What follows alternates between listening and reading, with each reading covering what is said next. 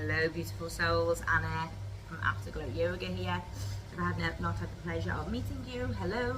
This is a little video to just briefly try to explain Kundalini Yoga, and I say the word try because Kundalini Yoga feels like magic, and quite often when we put it into analytical words there's lots of doubt, it doesn't make sense, it almost seems like it's not impossible, but it almost seems like it doesn't make sense to the mind, and we can't, it's not tangible, and that is exactly why it works. Kundalini Yoga is the yoga of awareness. So when we traditionally practice yoga such as Hatha, Vinyasa, Ashtanga, we're moving the physical body, and it's got great physical benefits for the body to move with the breath, to align the body in certain postures so that our physical body can work well.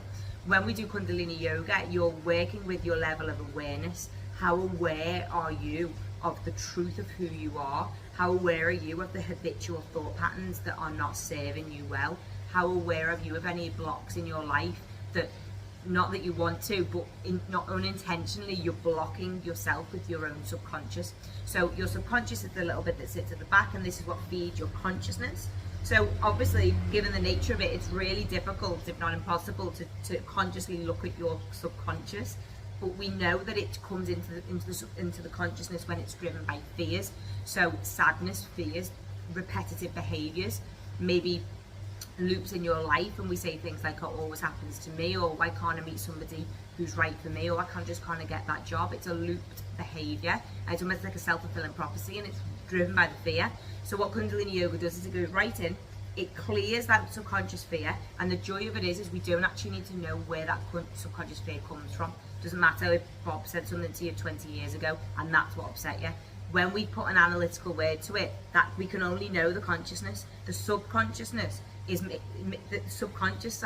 is knowing that fear that you're holding on to is deep rooted. It might not even be yours. It might be something from your parents, their parents, ancestral. It might be something your body's picked up from someone else which thought it was a threat to itself. So it really goes through and clears all that. It's very disciplined, and it's, in my opinion, probably why it's not one of the most popular versions of Kundalini, of yoga, Kundalini, because it does take discipline. It takes an open mind. It takes that drive to see how it happens little bit by little bit. It's so subtle but so profound. We do repetitive movements, normally with the hands or the arms. We do also use the legs, and we use the spine mostly as well. When we do repetitive movements, so an example of one, if we just move and move, we repeat, or we move the spine, repeat, again, same. We're looping the brain out of this. So when the mind and the brain is busy, when you go repeat, you're literally saying to the mind, no, we're coming back to the stability.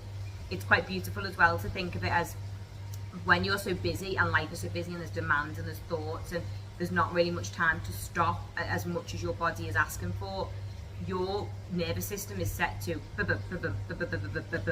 and what Kundalini Yoga does, by using repetitiveness and using mantra, it brings your nervous system back to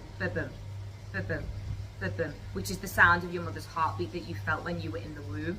Now, it doesn't necessarily matter what your relationship with your maternal mother is. When you were a baby, that was your safety.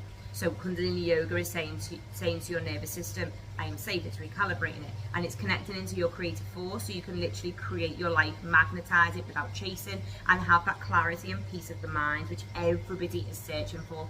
It also gives us the connection that everyone's searching for, so the connection to ourselves, so that when we connect with other people, it can be just beautiful rather than a need and a seek. We do repetitive movements with mudras as well. So mudras work with the hands, and we repeat sound in mantra meditation, working on different parts of the body and different sets of kriyas. So I hope you took something from this video, and the one thing I hope that you took is give it a try. Do one of the videos online, find your local Kundalini class, go onto YouTube and just search in Kundalini. It doesn't matter where you start. See what happens when you first practice, and feel the subtle, profound effects. Because I found Kundalini Yoga a couple of years ago now, and the difference it has made into my life, it saved my life for sure, and the difference it's making into my yogi's life. That's why I'm so passionate about sharing it, because I believe this technology should be available to everybody. Instead of going to seek for somebody else to help us, we should be given the tools ourselves, so that we can manage our health, we can manage our mental health. So I really want everyone to feel the afterglow of Kundalini yoga just like I do, because nobody should live in the mind when it's not a nice place. Nobody should live in darkness. Nobody should really be consumed by heavy emotions and not appreciate the joy that is life, and the joy that is them as well, because everybody has got a light, and sometimes it just needs sparking up like a bonfire. Like it sometimes goes into an end, then we just need to go boom, no, I want this light and bright.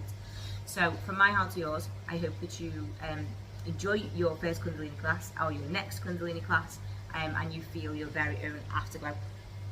Sat down.